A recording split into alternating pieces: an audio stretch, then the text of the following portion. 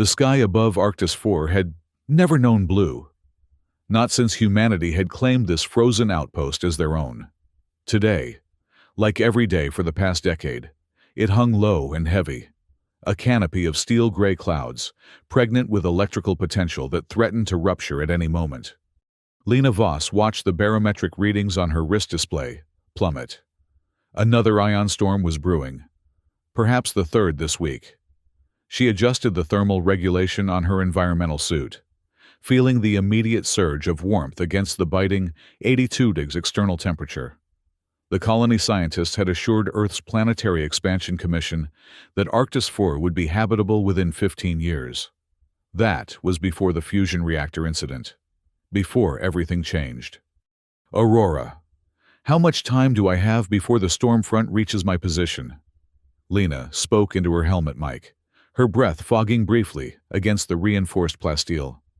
The station AI's voice came through her earpiece with artificial warmth. Approximately 47 minutes. Engineer Voss. However, I detect unusual electromagnetic fluctuations that may accelerate storm development. I recommend immediate return to base. Lena sighed, watching the vapor dissipate. She'd barely collected half the atmospheric samples needed for her climate restoration models. After 5 years of stagnation following the disaster, Arctis 4's recovery project was finally gaining momentum again. These readings were crucial. I need 30 more minutes. Aurora, can you extend the environmental shields to my coordinates? Negative. Shield array capacity is insufficient for your current distance from the research station. Captain Reyes has requested all personnel return immediately. Lena gritted her teeth. She was the senior environmental engineer on this god-forsaken iceball. If they wanted to make this planet livable again, to justify the massive investment and the lives already lost, she needed these readings. Tell the captain I'll be back before the storm hits. Voss out. She silenced incoming communications and trudged forward across the vast ice plateau. Her boots left deep impressions in the powdery snow, temporary marks of human presence that would be erased within hours by the relentless winds. 5 kilometers ahead stood the ridge where thermal vents had been detected. If she could place monitoring equipment there, they might finally understand the planet's subsurface heating patterns. The quiet was absolute.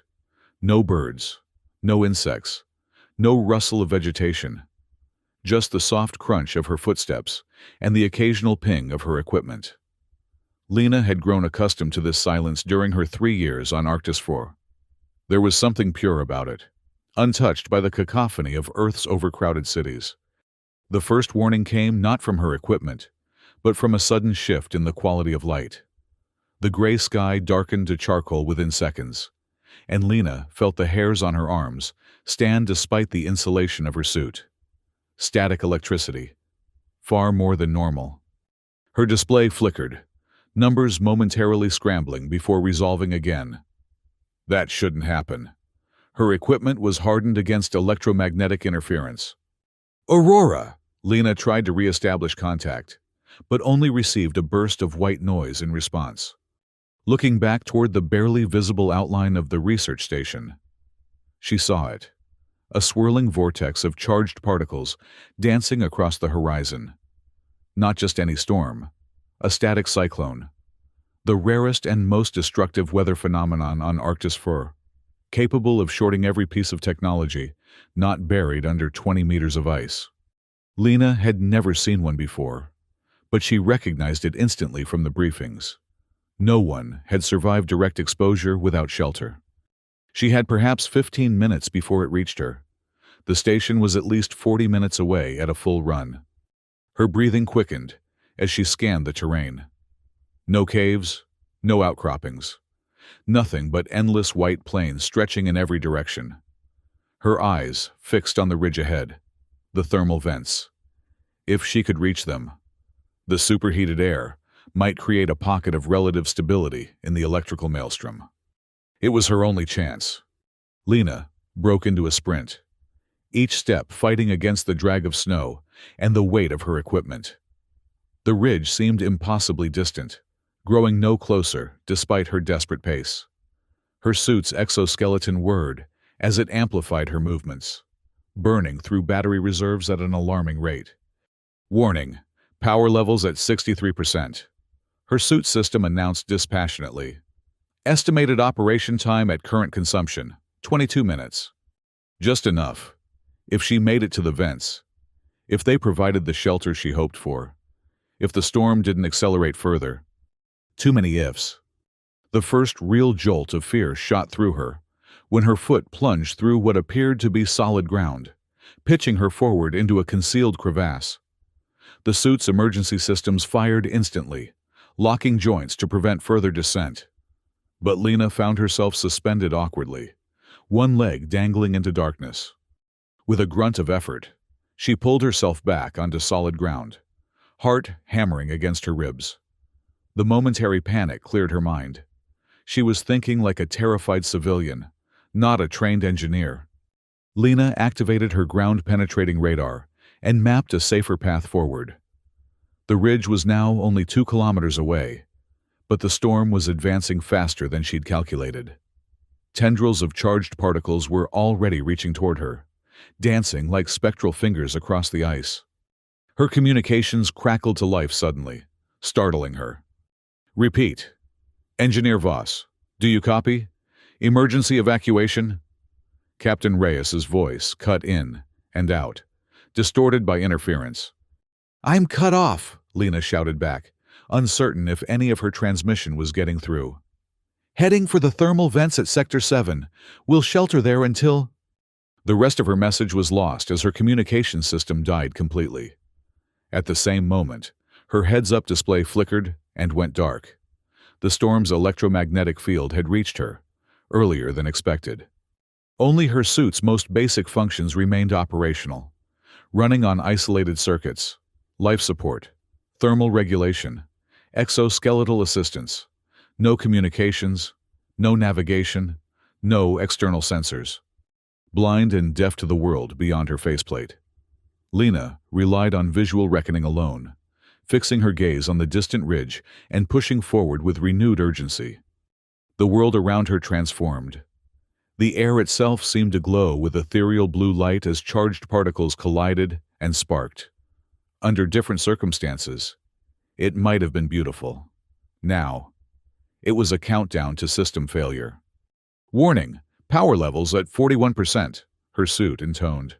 External temperature falling, current reading, negative 87 degrees Celsius. The cold was beginning to penetrate her suit's insulation. Lena felt it first in her fingertips, then as a creeping numbness in her toes. Her breath came in shorter gasps as she pushed herself to maintain speed. The ridge loomed closer now, perhaps half a kilometer away. She could make out the dark openings of the thermal vents, wisps of steam rising only to freeze instantly in the frigid air. Then she saw something that made her stumble to a halt. Footprints in the snow, human footprints, leading toward the same ridge. Impossible. No expedition teams were scheduled for this sector today. Every colonist was locked down at the station during storm warnings. These tracks were fresh, made within the last hour based on the minimal drifting. Someone else was out here. Hello? Lena called out, her voice sounding flat and muffled inside her helmet. Is anyone there? I'm from Arctis Research Station. Only the rising howl of the storm answered her. Logic warred with survival instinct. She should investigate, potentially help another stranded colonist. But every second spent not reaching shelter decreased her chances of survival. The decision was made for her when her suit announced, warning, power levels at 29%, critical systems prioritized. She had no choice. Lena resumed her course toward the ridge, now scanning for any sign of the mysterious other person. The footprints continued in the same direction, giving her a small measure of hope. Perhaps whoever left them knew something she didn't, a better shelter than the exposed thermal vents. The final approach to the ridge became a battle against the full force of the storm. Electrical discharges danced across her suit's exterior, occasionally sending painful jolts through her despite the insulation. The exoskeleton began to stutter in its movements as power fluctuations affected the servos. When Lena finally reached the base of the ridge, she was moving on pure determination. The footprints led upward along a narrow path that wound between jagged ice formations. She followed, each step deliberate on the treacherous incline. The thermal vent appeared suddenly, a dark maw in the ice face, roughly 2 meters high and half as wide. Warm, sulfurous air wafted from its depths, creating a localized fog bank that offered blessed relief from the electrical storm. Lena staggered into this relative sanctuary, the immediate drop in electrical activity allowing some of her suit functions to stabilize. She slumped against the icy wall, gasping for breath as her body processed the aftermath of extreme exertion and fear. Power levels at 17%. Her suit reported thermal regulation compromised, internal temperature declining. She needed to get deeper into the vent, where geothermal heat might supplement her failing systems. Pushing herself upright, Lena activated her suit's emergency illumination, one of the few remaining functions, and peered into the darkness. The tunnel extended backward, gradually descending into the planet's crust. The footprints continued inward. "Hello," she called again, her voice echoing down the tunnel. "I'm Engineer Lena Voss from the research station. I need assistance." The echo faded into silence. Then, so faintly she almost missed it, came a sound. Not an answer, but a scraping noise, as of metal against ice. It came from deeper within. Lena hesitated. Every instinct warned her against venturing further into an unknown cavern on a hostile planet. But the alternative was freezing to death when her suit inevitably failed. She advanced slowly, one hand trailing along the wall for balance. The tunnel widened after several meters, opening into a small chamber where the heat was noticeably more intense. Steam rose from cracks in the floor, casting ghostly shapes in her suit lights. The footprints ended here, at the center of the chamber. Lena turned in a slow circle, illuminating every corner. Empty. Yet the feeling of being watched prickled at the base of her neck. "I know someone's here," she said, striving to keep her voice steady. "I'm not a threat. I just need to wait out the storm." The scraping sound came again, now from behind her. Lena whirled, heart hammering. A figure stood at the tunnel entrance, backlit by the storm's eerie glow. Tall, humanoid, wearing what appeared to be a heavily modified environmental suit, unlike any standard issue she'd seen. Its surface was covered with what looked like metallic scales that occasionally sparked with electrical discharge. "Why don't you run, human?" The voice was male, distorted by static but unmistakably amused. Lena's blood seemed to freeze in her veins, a chill that had nothing to do with the failing thermal regulation of her suit. Something about the voice struck a chord of recognition, though she couldn't place it. "Who are you?" she demanded, taking an involuntary step backward. The figure advanced into the chamber, and Lena's suit lights illuminated a helmet of unusual design, where a standard visor would be. This one had a narrow band of dark material that completely obscured the wearer's face. "You don't recognize me, Engineer Voss? I'm wounded." The figure reached up and disengaged the helmet seal with a hiss of equalizing pressure.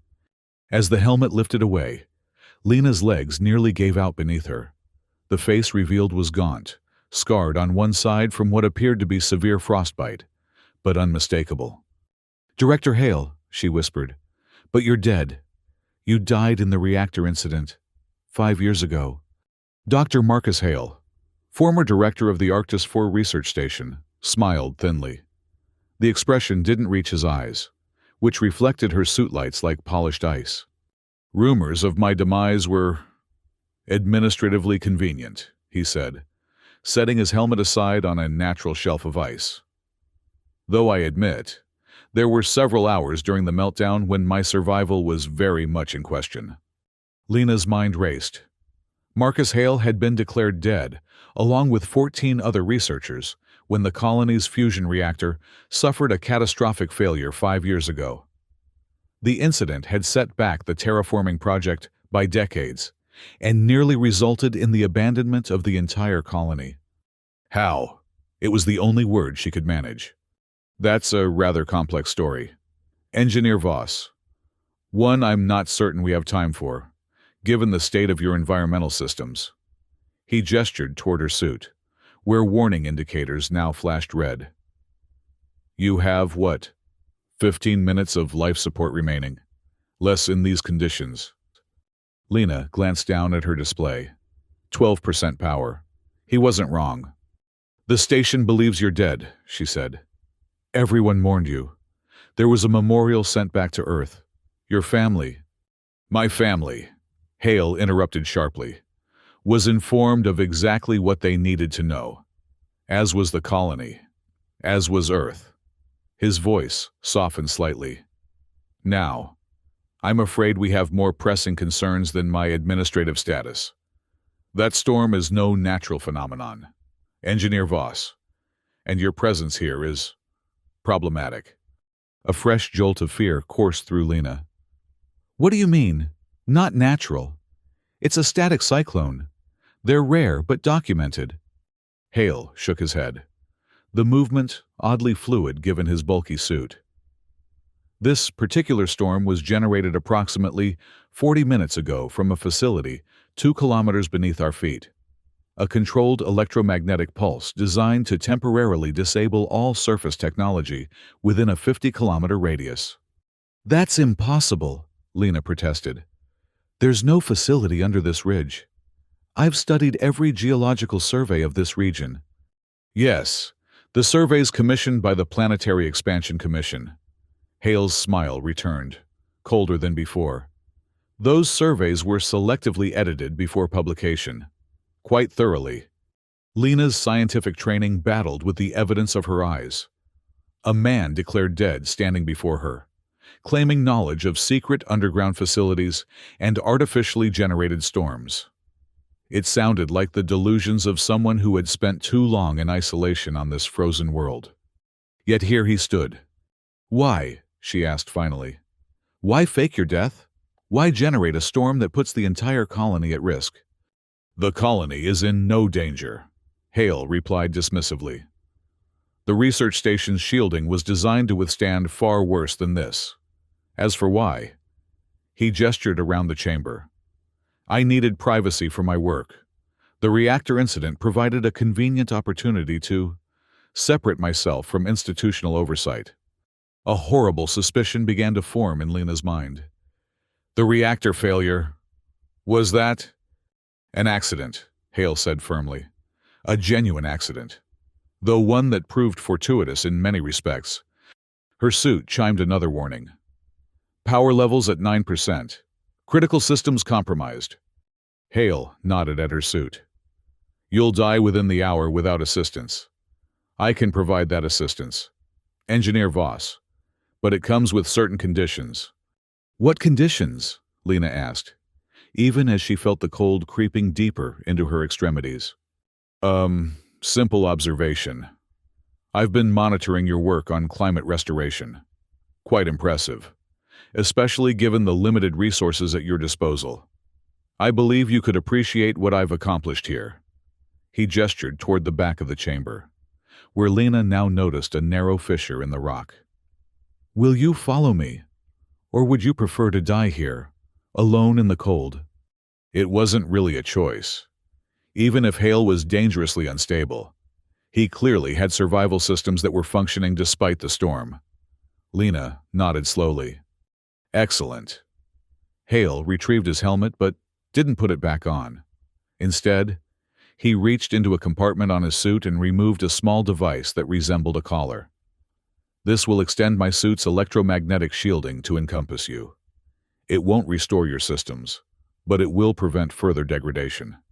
Lena hesitated before allowing him to attach the device around the neck seal of her suit. Immediately, the electrical interference diminished, and her power drain stabilized. 8% remaining, her suit announced. Power drain reduced to minimal levels. It will keep you alive long enough, Hale said, turning toward the fissure. Follow closely.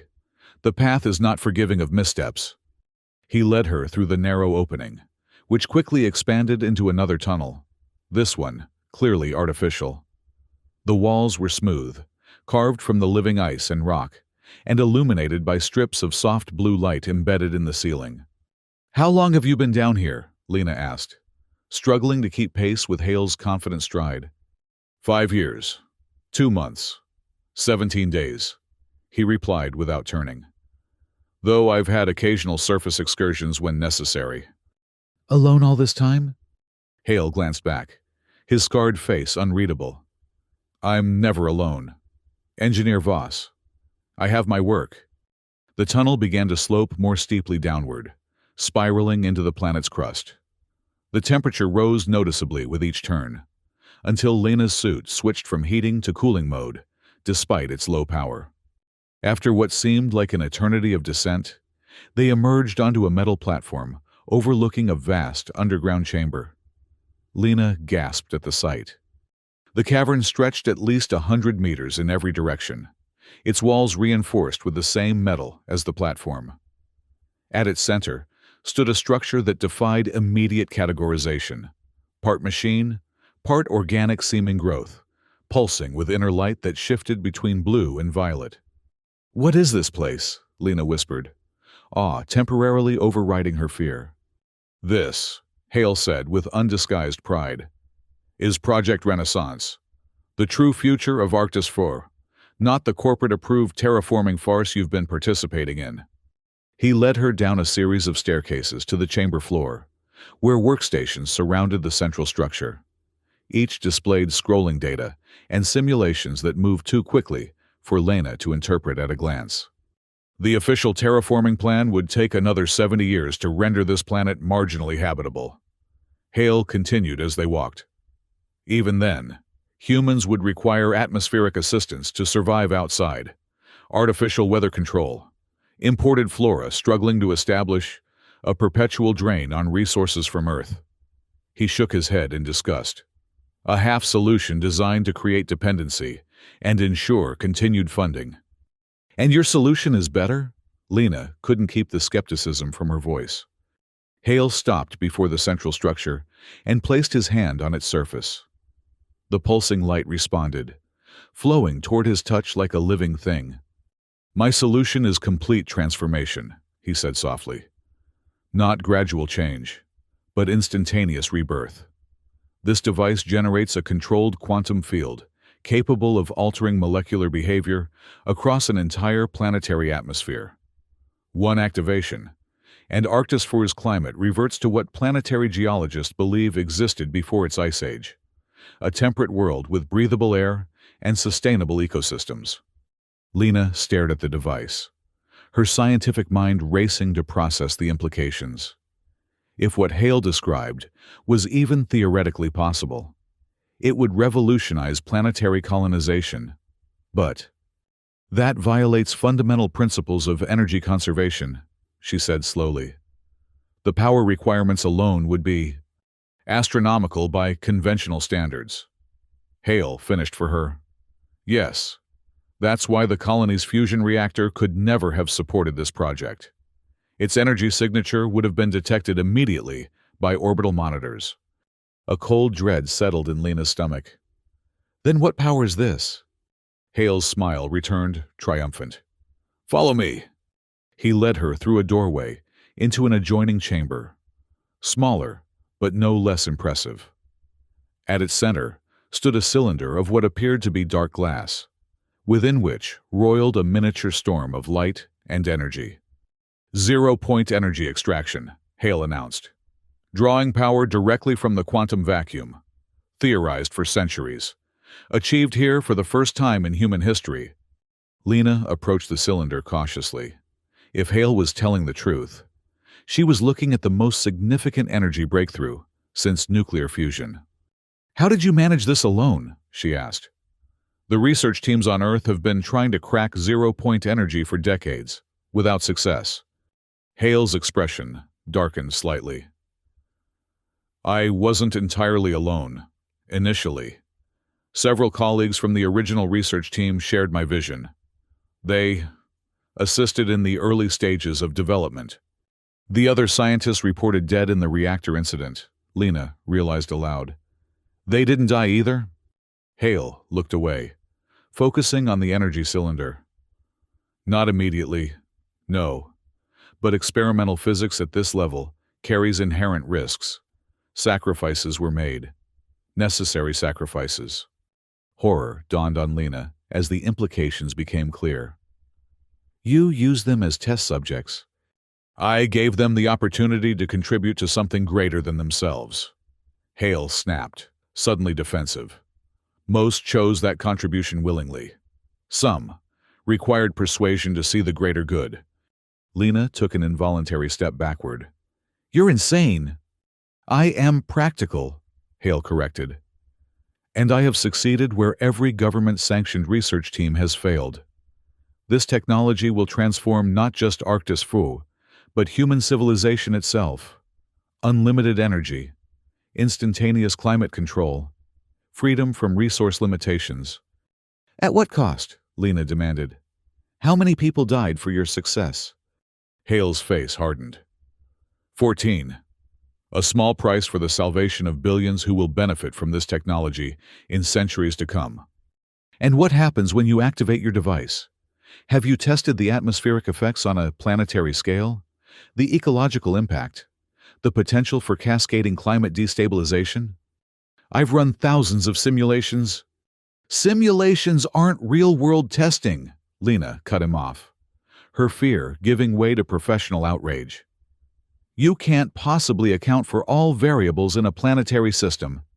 You could trigger an atmospheric collapse that kills everyone on Arctis 4. There are acceptable margins of error, Hale said dismissively. Acceptable to whom? The colonists who never consented to be part of your experiment? Hale's patience visibly thinned.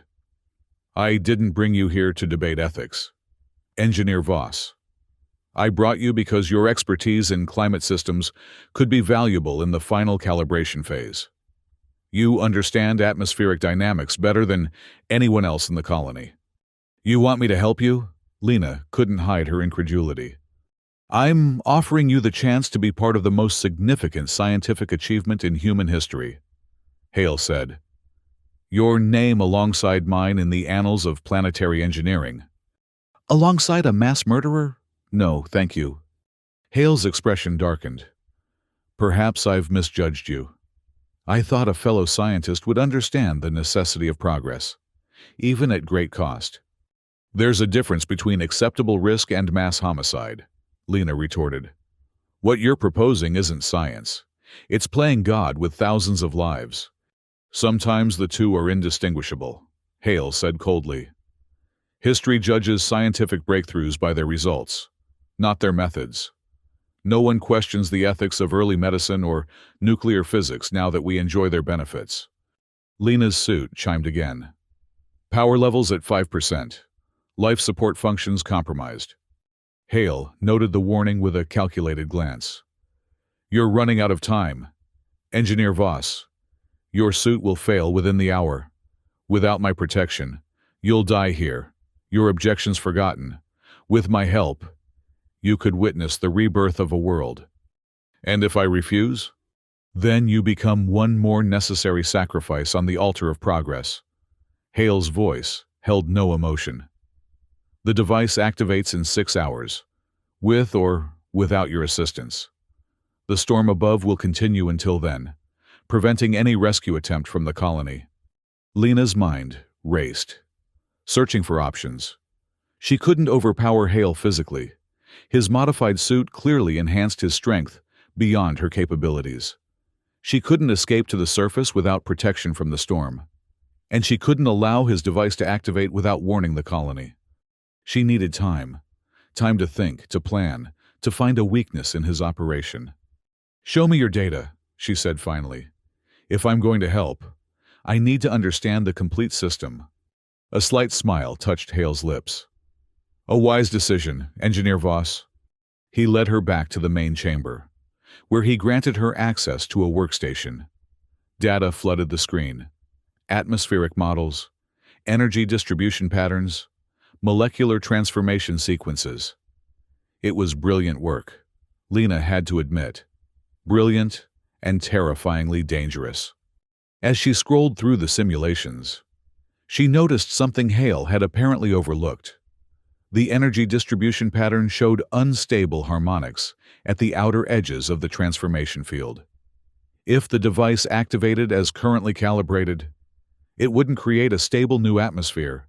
It would trigger a cascading molecular breakdown that would strip Arctis 4's atmosphere entirely. Hale hadn't created a terraforming device.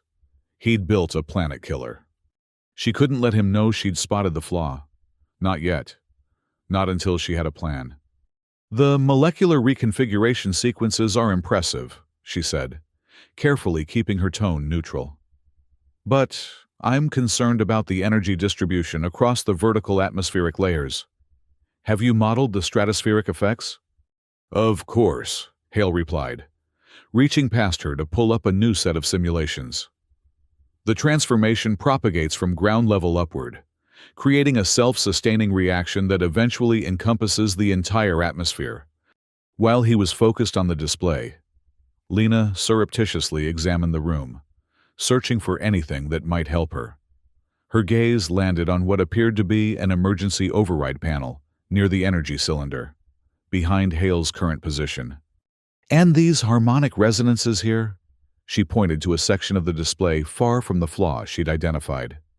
How do they affect propagation speed? As Hale launched into a detailed explanation, Lena formulated her plan. She would need perfect timing and a significant distraction, and she would need to get closer to that override panel. I'd like to see the energy source again, she said when he finished. The zero-point extraction process fascinates me. We theorized similar approaches at the Academy, but nothing this advanced. Hale's pride was palpable. It's my greatest achievement, he admitted, leading her back toward the energy chamber. The quantum field manipulation alone took 2 years to perfect. As they entered the smaller room, Lena moved to position herself between Hale and the door, with the energy cylinder between them. The containment field must require incredible precision, she observed, edging closer to the emergency panel. Accurate to within 1/1,000,000th of a standard unit, Hale confirmed. Any fluctuation greater than that would trigger an automatic shutdown. That was the information Lena needed. Fascinating, she said. Then, abruptly, you do realize your atmospheric model predicts total planetary atmospheric collapse, don't you? Hale's expression froze. What? The harmonic instabilities in your propagation pattern.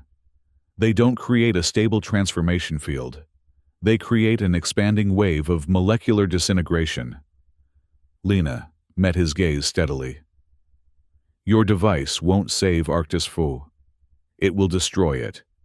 For a brief moment, genuine uncertainty flickered across Hale's face. Then his expression hardened. You're lying, he said. A desperate attempt to delay the inevitable. Check the models yourself, Lena challenged. Specifically, the edge case projections beyond the primary transformation boundary. The resonance patterns destabilize exponentially. Hale hesitated, clearly torn between dismissing her claim and the scientist's instinct to verify unexpected data. That moment of hesitation was all Lena needed.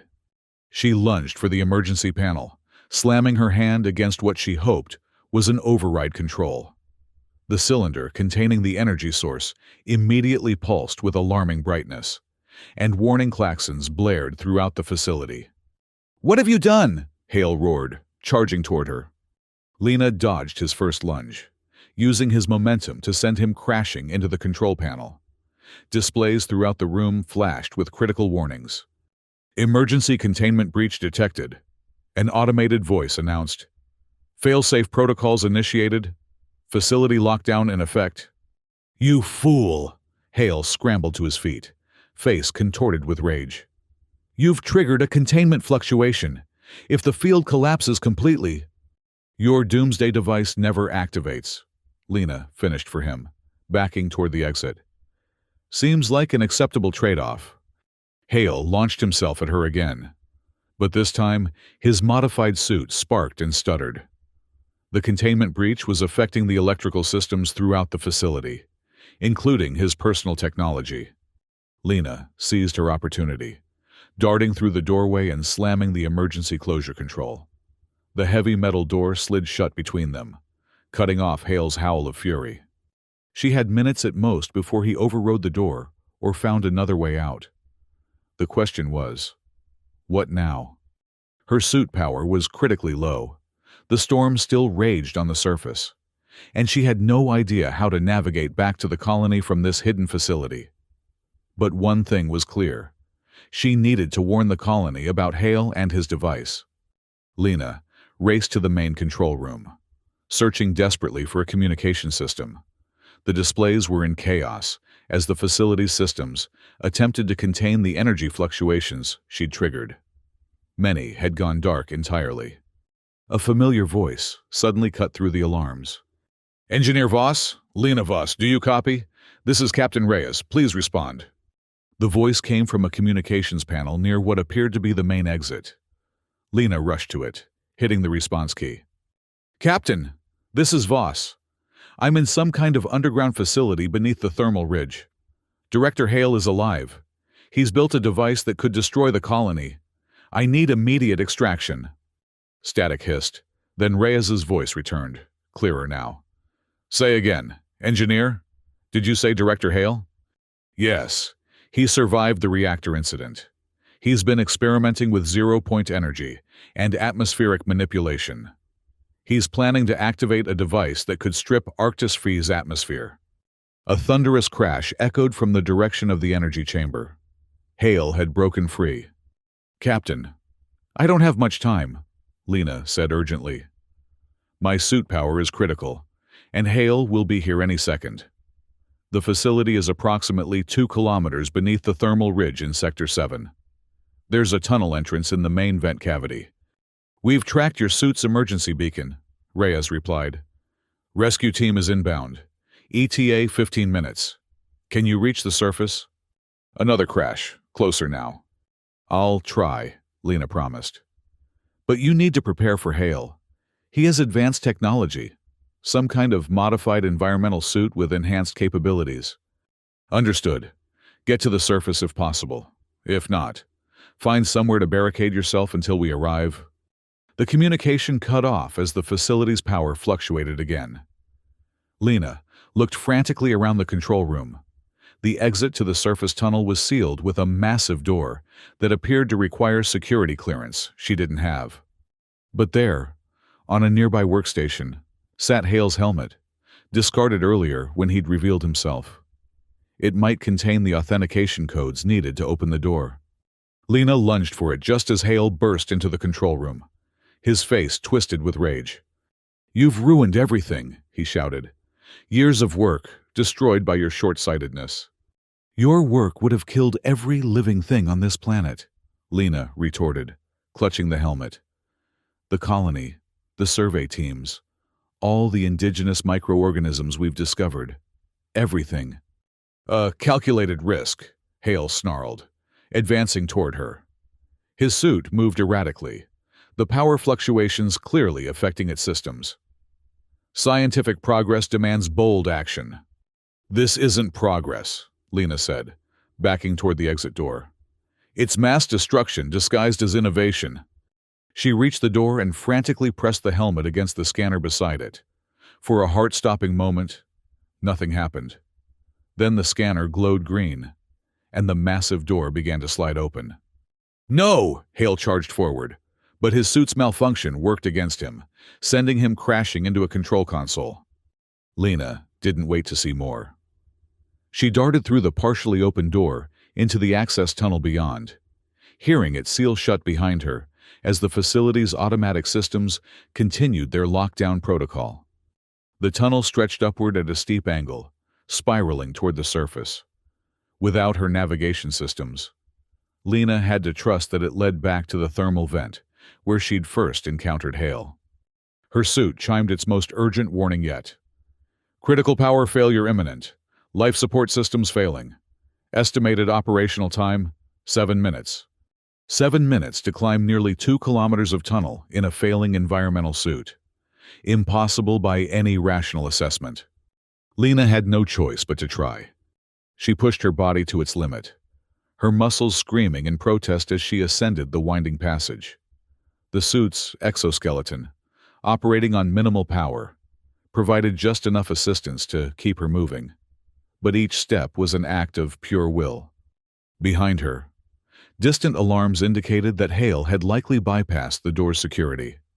He would be in pursuit soon, if he wasn't already. The tunnel grew colder as she climbed, the comfortable warmth of the underground facility giving way to Arctis 4's natural frigidity. Ice began to form on the interior of her helmet as her suit's environmental systems failed one by one. Life support critical. Oxygen recycling compromised. Estimated operational time, 3 minutes. Lena's lungs burned with each breath, the air growing thinner and colder. Her vision began to blur at the edges, darkness creeping in. Still, she pushed onward, one agonizing step at a time. When the tunnel finally opened into the thermal vent chamber, Lena nearly wept with relief. But the ordeal wasn't over. The static cyclone still raged outside, perhaps even more intensely than before. Emergency power reserves depleted. Life support failure in 30 seconds. Lena staggered to the vent entrance, peering out into the maelstrom. Through the swirling snow and electrical discharges, she thought she saw lights in the distance. The rescue team? She had no way to signal them. No functioning communications, no flares, nothing except Hale's helmet, still clutched in her frozen fingers. With the last of her strength, Lena activated the helmet's emergency beacon, a standard feature in all colonial environmental gear, and one that Hale would have maintained given his need for occasional surface excursions. The helmet pulsed with bright light, sending out an SOS pattern, visible even through the storm. Life support failure. Oxygen depletion imminent. Emergency hibernation protocols. The suit's final warning cut off mid-sentence as its systems failed completely. Lena felt the cold rush in, like a physical force, stealing her breath and sending her to her knees. As consciousness began to fade, she became aware of a figure standing over her. Not Hale, but a bulky silhouette in a standard colony environmental suit. "I've got her!" The voice seemed to come from very far away. "Medical emergency! Suit failure!" Strong arms lifted her, and Lena felt herself being carried. Her last coherent thought before darkness claimed her was a detached observation. "Why don't you run, human?" Because sometimes standing your ground is the only way to survive. The world returned slowly, in fragments. The steady beep of medical monitoring equipment, the soft hum of climate control systems, the sterile smell of the colony's medical unit. Lena opened her eyes to find Captain Reyes seated beside her bed, his dark features drawn with concern. "Welcome back," he said when he noticed her stirring. "You gave us quite a scare. Engineer Voss." Lena tried to speak, found her throat too dry, and accepted the water Reyes offered before trying again. "Hale," she managed finally. "Did you find him?" Reyes's expression darkened. "We found the facility, just where you said it would be. There was significant structural damage. Some kind of energy containment failure triggered a localized collapse. The entire complex is now buried under several hundred tons of ice and rock. And Hale? No sign of him. If he was still inside when the collapse occurred..." Reyes left the implication hanging. Lena wasn't convinced. A man who had survived a fusion reactor meltdown and lived undetected for 5 years might find a way to escape a structural collapse. "The device he built, destroyed in the collapse," Reyes assured her. "Our engineering team managed to retrieve some data from the facility's outer sections. What they found confirms your report. If activated, the device would have triggered a catastrophic atmospheric reaction." "He called it Project Renaissance," Lena said softly. "He truly believed he was saving the colony, not destroying it." "The road to hell," Reyes quoted grimly. is paved with good intentions, especially when those intentions are backed by brilliance, untempered by ethics. Lena nodded weakly. How long have I been unconscious? 3 days. You had severe hypothermia and oxygen deprivation. Dr. Riley wasn't certain you'd regain full cognitive function. He smiled slightly. But you've always been stubborn. The colony, does everyone know? About Hale? About what happened? Reyes hesitated. We've issued a preliminary report to the Colonial Council. The full details are still being compiled. As for Earth, that's more complicated. They need to know, Lena insisted. Not just about Hale, but about his research. Zero-point energy extraction is too dangerous to pursue without proper oversight. I agree, Reyes said. But the Planetary Expansion Commission may have different priorities. There are already those suggesting that Hale's research should be continued under proper supervision. That's insane! Lena struggled to sit up, wincing at the pain in her frost-damaged extremities. You didn't see what I saw. The power that device contained? It's not something humans are ready to control. You'll have the opportunity to make that case, Reyes assured her. Once you've recovered, the Council wants your full testimony. As the only witness to Hale's work, your assessment carries significant weight. Lena sank back against the pillows, suddenly exhausted despite her days of unconsciousness. The full implications of what she'd experienced were still sinking in. The storm, she remembered suddenly. Hale said he generated it artificially. Is that possible? Reyes nodded grimly. Our meteorologists have been analyzing the data. The static cyclone exhibited patterns inconsistent with natural formation. We believe Hale found a way to induce electrical imbalances in the atmosphere using directed energy from his facility. Weather control, Lena murmured. Another technology too dangerous to pursue without proper ethical boundaries. The list grows longer with each generation, Reyes agreed. Power without wisdom is a recipe for disaster. He stood, adjusting his uniform. Rest now. The doctor wants you under observation for at least another week. Those frostbitten fingers and toes need time to heal. Lena caught his sleeve as he turned to leave. Captain, do you think he survived? Reyes met her gaze steadily. I think Marcus Hale died 5 years ago in the reactor incident. Whatever you encountered beneath the ice, that was something else. Something warped by isolation, obsession, and unchecked power. But physically, the facility is being guarded around the clock, Reyes assured her. If anything or anyone emerges, we'll know. After Reyes departed, Lena lay awake, replaying the events in her mind. Hale's face when she'd triggered the containment breach. Not just anger, but genuine fear. He'd truly believed in his project, in his vision of instant planetary transformation. What haunted her most was the recognition that, given different circumstances, she might have made similar choices. The line between visionary and madman was thinner than most scientists cared to admit. The days of recovery passed slowly. Lena's frostbitten extremities healed, though the doctors warned she might never regain full sensation in several fingers. A small price to pay for survival.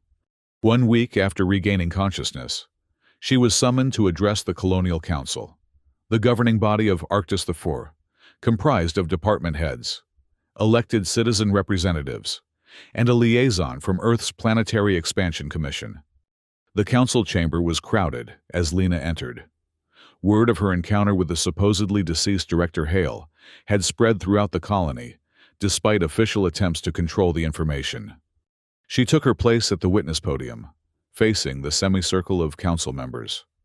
Their expressions ranged from skepticism to open concern. Governor Ellis, head of the council, opened the proceedings. Engineer Voss, we've reviewed your preliminary statement regarding the events at Sector 7. Today, we ask you to provide a complete account for the official record. For the next 2 hours, Lena detailed everything. Her initial expedition, the storm's sudden appearance, the discovery of Hale, and the hidden facility with its world-altering device. She emphasized the catastrophic consequences that would have resulted from its activation. When she finished, the chamber remained silent for several long moments. Finally, the Earth liaison, a thin woman named Director Walsh, leaned forward. "Engineer Voss, while your account is compelling, it raises numerous questions. Chief among them, how could Director Hale have constructed and maintained such a facility without detection for 5 years? Our satellite surveys show no evidence of construction activity in that region. The facility was built into an existing geothermal cavity," Lena explained, and Hale implied that the official geological surveys were deliberately altered to hide its existence. Murmurs rippled through the chamber. Walsh frowned. "Are you suggesting a conspiracy reaching back to Earth itself?" "I'm reporting what Hale told me," Lena said firmly. "Whether his claims were true or delusions of a disturbed mind, I can't say." Captain Reyes spoke up from his seat among the department heads. "Our preliminary excavation of the collapsed facility confirms many elements of Engineer Voss's account. We've recovered components consistent with advanced energy containment systems, atmospheric modeling equipment, and modified environmental suit technology." "And the body of Director Hale?" Walsh pressed. "Not yet recovered," Reyes admitted. "The collapse was extensive. It may take weeks to fully excavate the site." "If there is a body to recover," someone muttered from the gallery. Governor Ellis raised her hand for silence. "The implications of this incident extend far beyond Arctis 4. If zero-point energy extraction is indeed possible, as Engineer Voss's account suggests, it represents both a tremendous opportunity and a grave threat." "My recommendation," Lena said clearly, "is that all research into this technology be approached with extreme caution.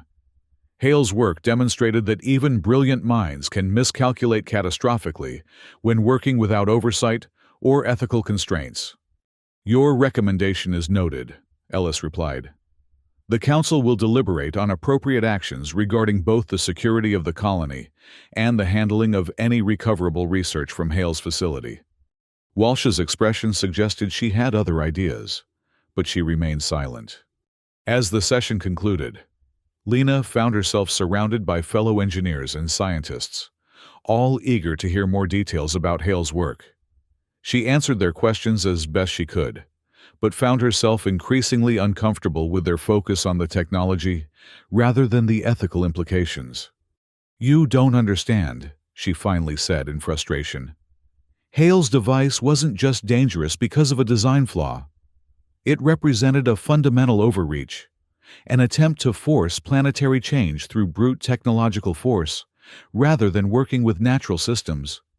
"But if the design flaw could be corrected," one of the younger researchers persisted, "the potential applications would still require ethical frameworks we don't yet have."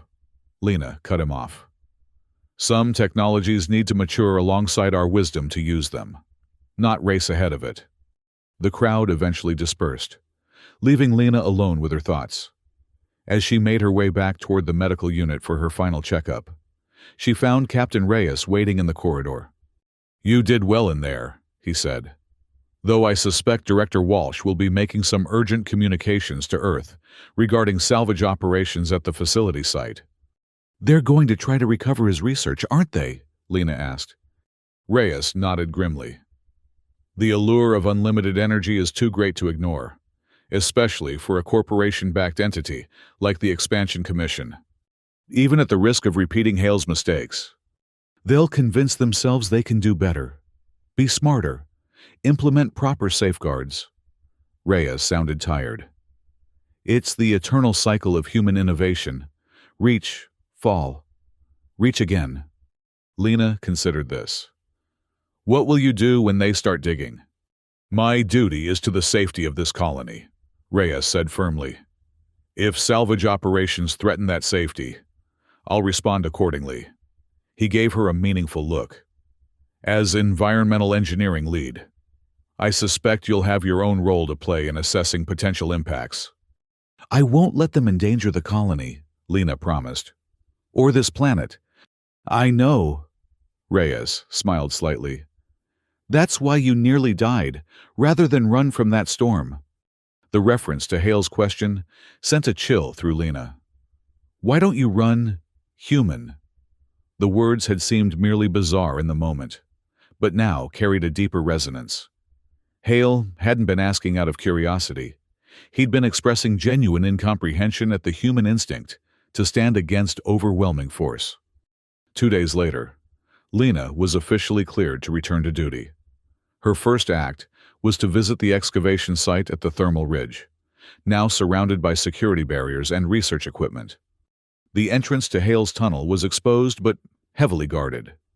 Teams of engineers worked in shifts to clear debris and stabilize the passage. Their progress slowed by the need to check for traps or fail-safes Hale might have installed. Lena observed from a distance, unwilling to venture below ground again so soon. The memory of those desperate minutes, struggling to climb as her suit failed around her, remained too fresh. "Impressive operation," a voice said beside her. Lena turned to find Director Walsh watching the excavation with poorly concealed eagerness. "The commission wasted no time," Lena observed neutrally. "Opportunities like this are rare," Walsh replied. Zero-point energy could solve humanity's resource problems overnight, end dependence on limited planetary resources, enable expansion to worlds previously considered uninhabitable, or destroy those worlds if mishandled, Lena countered. Hale wasn't a fool, Director. He was brilliant, methodical, and still miscalculated catastrophically. Walsh smiled thinly. "Which is why we'll proceed with appropriate caution. Multiple levels of oversight, redundant safety systems, phase testing protocols. All of which sound reassuring until the first unexpected result tempts someone to take a shortcut," Lena said. "I've worked in enough research teams to know how it happens." "Your concern is noted, Engineer Voss." Walsh's tone made it clear the conversation was over. "Your first-hand experience makes you a valuable resource. I hope you'll consider joining the recovery team." "To help you recover technology that nearly killed everyone on this planet?" "To help ensure it's handled properly this time." Walsh regarded her thoughtfully. "Unless you'd prefer we proceed without your expertise?" It was a calculated appeal, and Lena recognized the manipulation for what it was. Yet, the question remained valid. If someone was going to excavate Hale's work, wouldn't it be better to have voices of caution involved? "I'll consider it," she said finally. Walsh nodded, satisfied, and moved toward the excavation team. Lena remained at the perimeter, watching the activity with mixed emotions. Part of her, the scientist, the engineer, wanted to know how Hale had achieved what he claimed. Another part, the survivor, the witness to his obsession, wanted to bury the facility deeper and forget its existence. As the twin suns of Arctis IV began to set, casting long shadows across the ice, Lena made her decision. She would join the recovery team, not to advance Hale's research, but to ensure its most dangerous aspects were recognized and contained. The planet's atmosphere might still be unbreathable, its surface hostile to human life, but it was a world worth protecting, from both external threats and human hubris. She turned from the excavation site and began the long walk back to the research station. On the horizon, clouds gathered, promising another storm, a natural one this time, part of the planet's ongoing cycle. Lena thought of Hale's question once more. "Why don't you run, human?" Now, she had an answer. Because some storms must be faced head-on. Because retreat isn't always survival. Because sometimes, standing your ground is the only way to truly live. As if in response to her thoughts, the first flakes of snow began to fall, not in the violent swirl of a static cyclone, but in the gentle pattern of Arctis IV's natural weather. Lena extended her hand, watching as they melted against her glove. This planet would never be Earth. Perhaps it would never be fully habitable by human standards. But it had its own rhythms, its own patterns, its own form of existence that deserved respect rather than forcible transformation. That, she realized, was what Hale had never understood. Change without understanding, power without wisdom, progress without patience. These were the true dangers, greater than any storm. Lena continued toward the distant lights of the research station, each step a small act of defiance against the cold. The answers wouldn't come easily, the path forward not clearly marked. But she would face it, one step at a time, eyes open to both opportunity and danger. Behind her, the excavation lights blazed against the gathering darkness, illuminating humanity's eternal struggle between curiosity and caution, ambition and restraint. Whatever emerged from those depths would shape the future of not just Arctis Fra, but potentially all human expansion among the stars. For now, though, Lena had a more immediate concern, ensuring that the lessons of Hale's hubris were not forgotten in the rush to claim his discoveries. Some knowledge came at too high a price, a truth as cold and clear as the air of this frozen world. The storm would come. It always did. But this time, she would be ready.